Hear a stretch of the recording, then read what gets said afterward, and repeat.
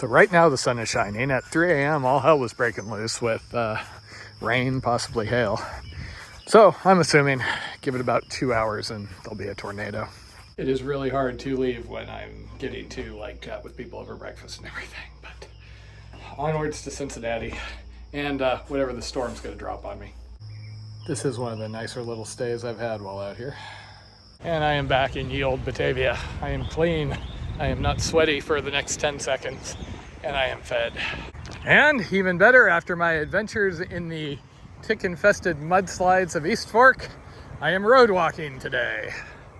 I should actually be getting into Cincinnati, I think, if I'm doing the math right. Well, you might wonder why I'm sitting under an overpass looking all worried. There is a rare case with at least the larger iPhones where you can run out of space and that can basically brick your phone. I've had it happen once. I was able to get it working again, but I almost lost the ECT videos. And after quite the phone-related scare, it looks like I am back in business. I hope.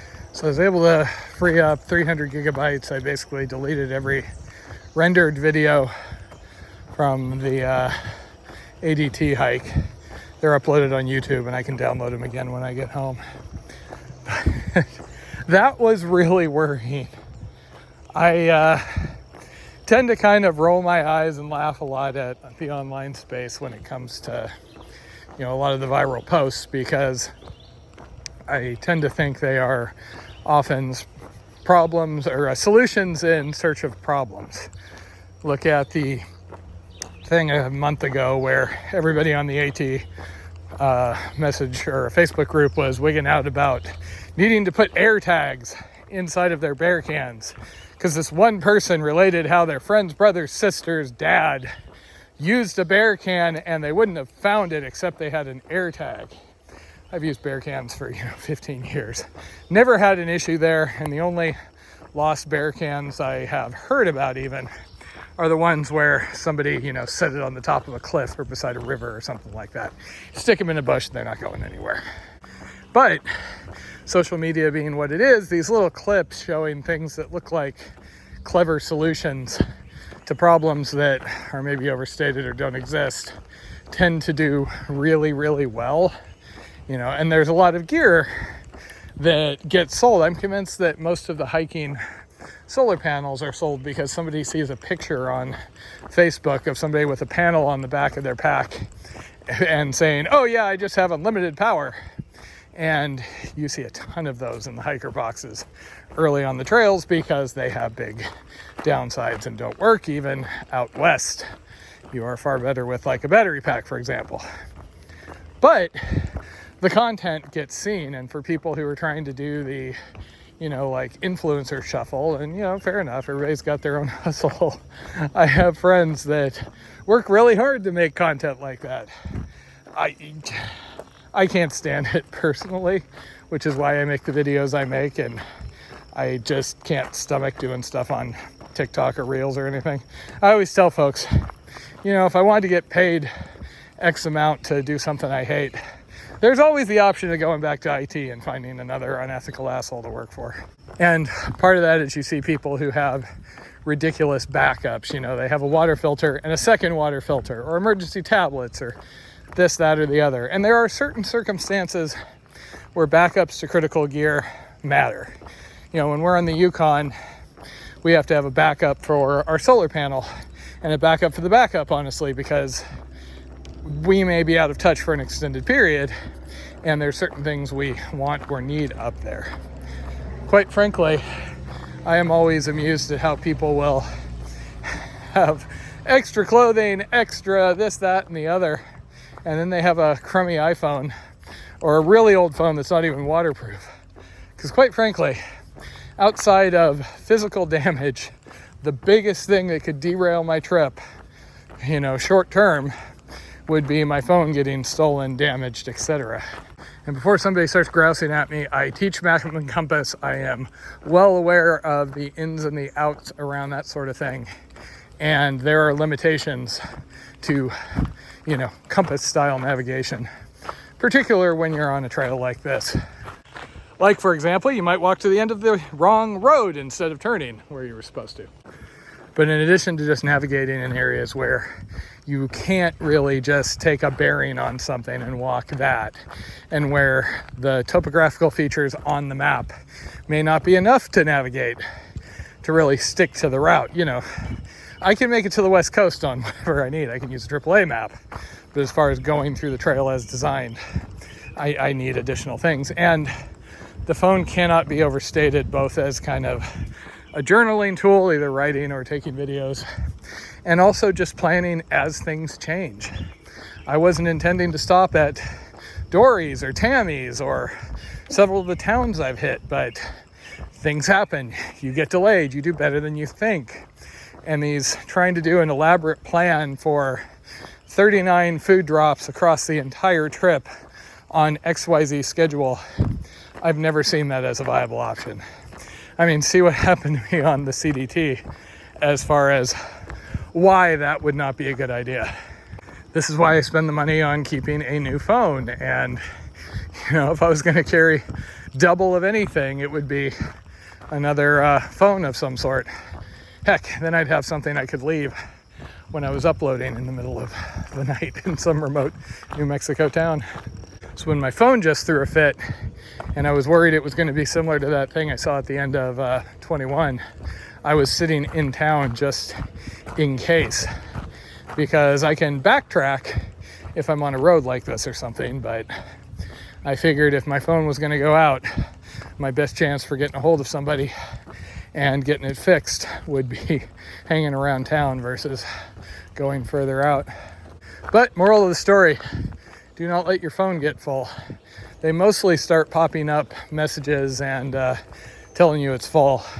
I basically rebooted when it was packed, and I did it before deleting a bunch of stuff. And I think it just got close enough where it started to cause issues because it depends on swap space, etc. And it did come back eventually, but I was literally in the middle of downloading a new copy of the OS on a stranger's computer to just completely wipe and reset the phone, because you had to do that for security reasons. So in that circumstance, when like the 17th reboot came back to life and I was able to clean it up. Damn it, this was my turn. I even looked at this and thought, oh, I can stop and take a break here on the pavement. I didn't see that tiny blaze though. People joke and go on about silk blazing on the AT, but you know, yeah, okay, you're the first person on the shelter, out of the shelter in the morning. So the spiders were able to put webs up overnight. Here, I'm probably the first person through some of these sections in weeks. So you can imagine how covered I am. It's like that scene from Lord of the Rings. This is not a very long thing. It is just a short segment cutting from one remote road to another, keeping me off the busy ones as near as I can tell, which has been a thing that has happened. Whoa, a lot. But I was missing all the cobwebs. God knows how many spiders I've had crawling on me the last couple of days. I don't know who owns this strip offhand, but there is a certain aroma in the air I usually associate with sewage treatment. And this was incidentally why I stopped where I stopped last night rather than have Tammy come get me after another hour and a couple of more miles. Just because you get into these sections and it's sometimes hard to tell where you're going to be car accessible for a while. It worked out though. She was able to get me really quickly. I was much closer to her house this time versus before when I was on the other side of East Fork. She was nice enough to run by a Dairy Queen even though there was a long line, because I'd watched one of those weird food history channels about the Dairy Queen blizzard, and I'd been craving one for weeks. But considering I'm getting older, I am less and less adventurous about eating things like that in the middle of the day. I had been hoping there would be one next to a hotel, but I have not been in hotels for a while since I have just been living large off the generosity of trail angels through here. So that was really yummy. Probably had enough sugar in one of those to single-handedly give me diabetes, but oh well. And then Tammy cooked me a home-cooked meal and breakfast, and There was coffee. I've talked before about how much the small comforts tend to matter out here. And also how on the AT there was so much trail magic. It kind of wasn't magic. It was the Costco sampler. But out here, where granted there's still been a ton of people and a ton of enthusiasm around the Buckeye and everything, but the uniqueness of the encounters tends to make them all the more special, at least to me. My mental state obviously varies quite a bit throughout the day and as weather and other things come and go, but I have been feeling quite happy. Dory, when she dropped me off both times, took some pictures of me, and I often don't have pictures of me taken by others when Jen's not here. It's just the occasional selfie. And I just look trail worn. And, I've done 1,000 miles at this point, so that whole fear of kind of wimping out, flaring out early after like 100 miles isn't there anymore. Even if the worst happens, it's still been a significant adventure. I'm still stressing about my ability to complete this, but just keep trying to tell myself, take it day by day. And like I've said before, this is what I come out here for. It is the state where I'm adjusted to trail. I'm not craving being home. I'm not craving being done. I'm just existing out here. Feels like I've been out here forever. There's no end in sight. And just take the experience as they come. And that is not a mental state I can really reach around civilization. I mean, I can distract myself with lots of things, work, etc. And I do really enjoy being back in town with Jen, but there's just something about being in the middle of the adventure every single day, throwing myself in, trying as hard as I can, collapsing exhausted at the end of the day, and then looking back and seeing all the bumps and divots I've made it through, and just feeling a sense of progress, goal, and accomplishment. So this section looks like it's just basically the Ohio victory lap. After I finish East Fork, it is all easier and mellow over to the border. As the weather starts coming in potentially tonight, I'm just going to play it by ear. Like I've said before, if there are severe thunderstorms and things happening in the area, I'm not going to screw around for my own ego. Yeah, when you get away with something, you feel like the biggest badass in the world. It is not worth things like the Mississippi, where we just got nailed out of nowhere, and you're sitting there just not knowing if you're about to be struck by lightning and lights out. It's kind of like pushing it up to a peak with thunderstorms in the area. Yeah, again, it's brag worthy, but when you're coming down and your shoulders are just hunched, not knowing if something's about to strike, that is not the best feeling. Nikki, the Buckeye section supervisor that runs Moondon Liggery, did contact me yesterday and offered to just pull me off the trail for the weekend, let me stay at her place for free. But like I told her, I feel like I'm in an area with options. I would rather hike, because even if I'm just getting 5 or 10 miles before I have to duck and cover, that adds up. That has been the one thing that I have realized as I do more and more through hikes. There's so often where there's every reason in the world to stay in town. It can be easy, it can seem like the good idea, etc. But those partial days really add up. Neros versus zeros have a huge impact overall on your schedule. This is why, despite how much I just love meeting people, chatting with them, etc., I tend to have to say, if you can come meet me along the way, great. But I don't have time to delay, come off trail, etc. I've even had some nice offers for somebody to come and get me and take me on some sort of unique little touristy thing. And if it was enough of a thing, I would probably do that. If it was right in my interest zone. Here, you want to go take a tour of Boob and Coffee World? Okay, that might be worth a zero. I was tempted by that thing in Florida where you got to see small children wrestling gators. Granted, Jen thought that was completely unethical. Not because of the children, she felt bad for the gators. So at least for the moment, the weather has not solidified to the point where I would proactively take a day off. I have before when it says there's going to be an inch of rain, you know, severe thunderstorms.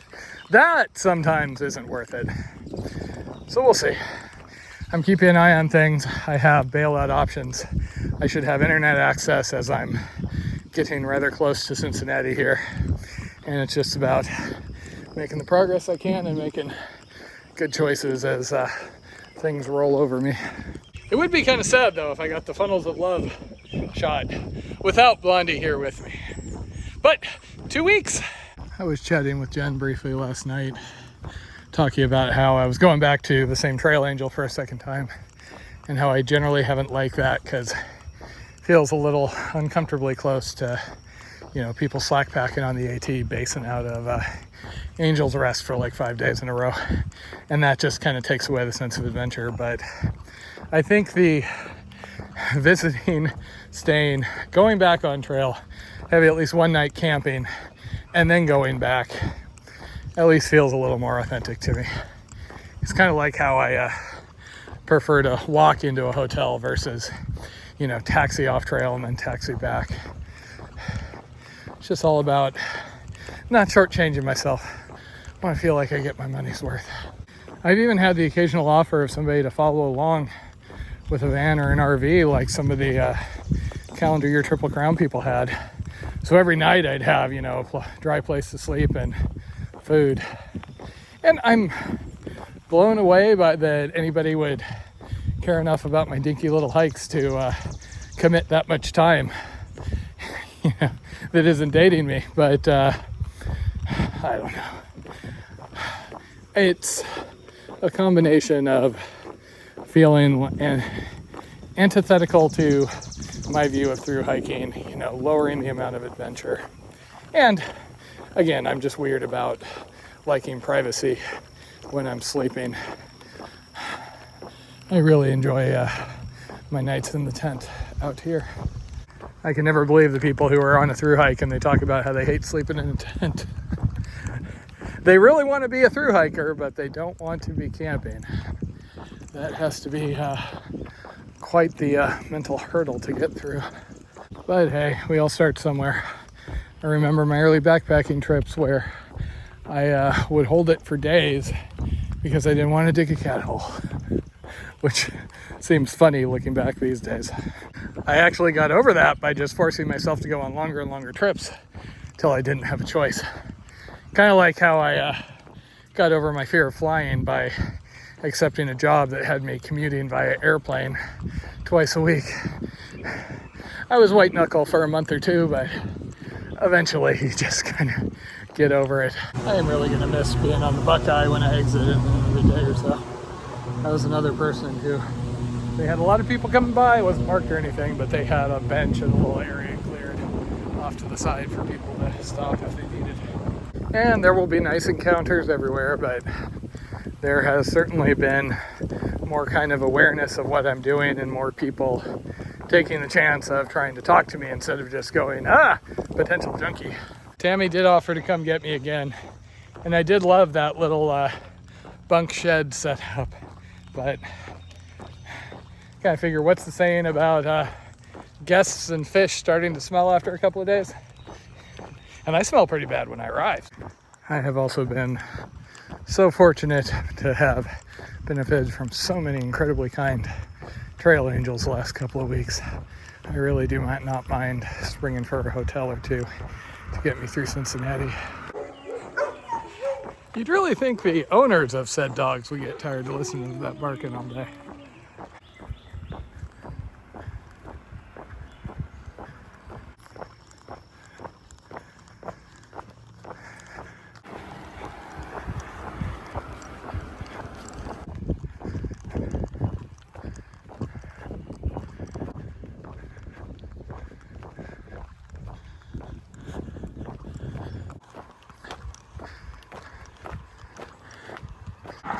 So I was just starting to look ahead where I think I'll end up at the end of the day if everything goes okay. It does look like I'm gonna end up right in the heart of Cincinnati. And honestly, I have no idea if that's a upscale area or, you know, another East Parkersburg. Kind of figured I'd just get a hotel. The night after, I probably will need one if the weather does go absolutely crazy, depending how far out I get. Unfortunately, because it is Memorial Day, the hotel options are kind of on the expensive side. But I also just think I always say that because, you know, you're on the AT in some of these rural areas and you get hotel rooms for 60, 80 bucks. These days, it's hard to find something for below 100.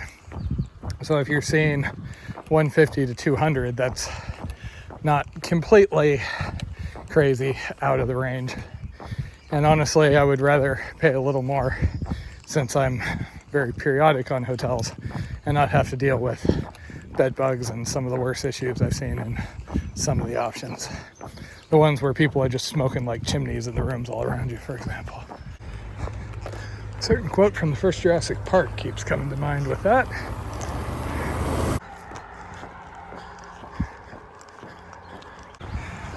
Well, isn't this fun? Everybody gets a surprise when the car pops around the corner.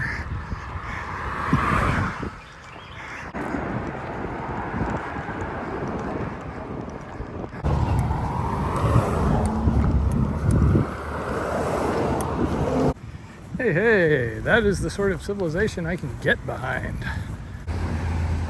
Gotta love America. GoFundMe and now roadside signs for organs. Yay, American healthcare. Okay, so this might be 18 kinds of interesting tonight. I've got another 5 hours, maybe 6 of daylight. Not doing quite as fast as I'd hoped, but I am rapidly approaching Cincinnati. The last of the campsites are here in Milford, and I'm not willing to stop this early. Looks like one person stealthed within the city in a park. That is not my favorite option, just for security risk reasons. Other than that, there's not even a lot of hotels I can get into that are along the route.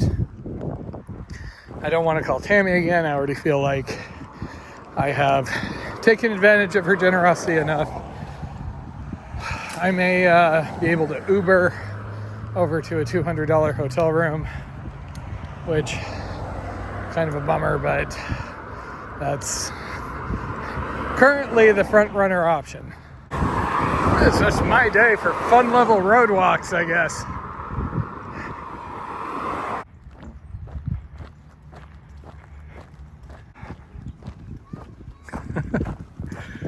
They had fun blazing this part. So it is 85 some degrees and kind of warm when the sun's beating down on me. And I'm trying to look at my phone and figure out my camping options while not getting run over. And I'm really missing the fact that I don't have Jen to bounce things off of. She is leading a WTC trip this weekend.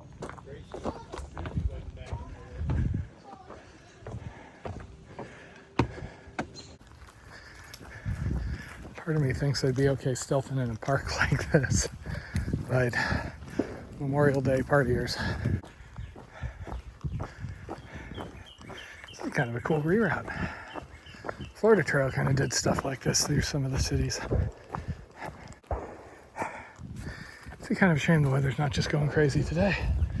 Then I could have justified staying here.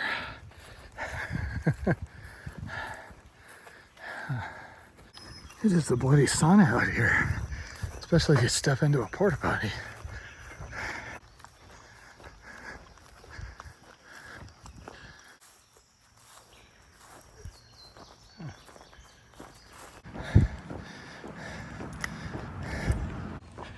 I do really love the cool multi-level houses. Ironically, because my knees can't do stairs worth a damn, it seems like. Every time I've been at a Trail Angels and I have to do stairs, it is just pathetic. And Jen would be amused by that, whatever that is. I do really enjoy the town walk sections when it's not someplace that feels sketchy and I have to be on edge the entire time. See Clarksdale or whatever it was.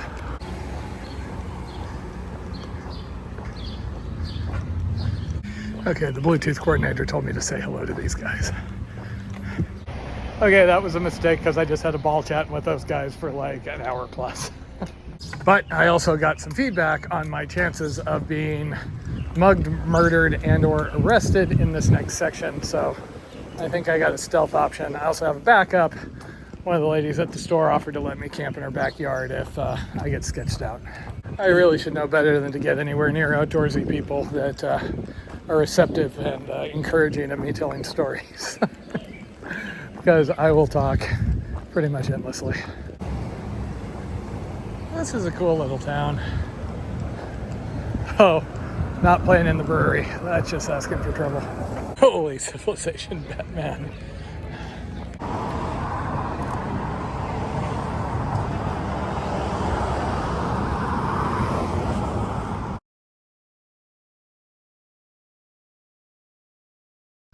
I don't know how long I'm on this, but this is pretty sweet.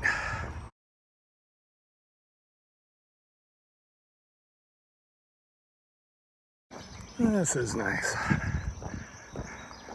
Apparently the areas I'm going to be going through are more of the like old money type versus piles of garbage and flame pits out front. So as long as I don't try and stealth inside of a country club or golf course, I'm probably good.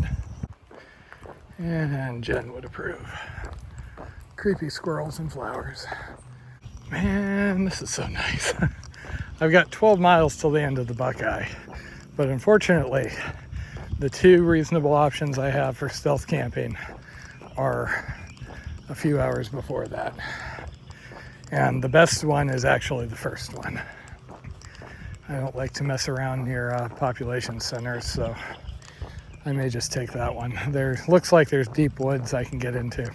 The second one, the guys back there seem to think, oh yeah, I'd be okay.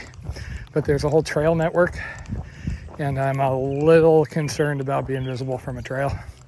I mean, most people probably would mind their own business, but you never know. You might have somebody that goes full Karen and starts dialing 911 because they saw a tent off in the woods.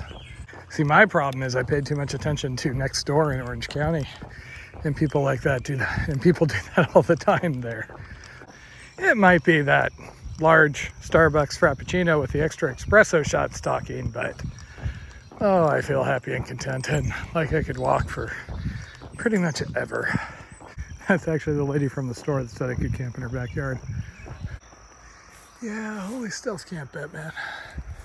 That should be pretty easy.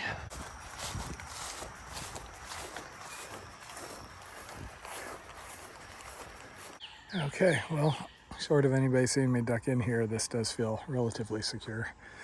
Park's over that way.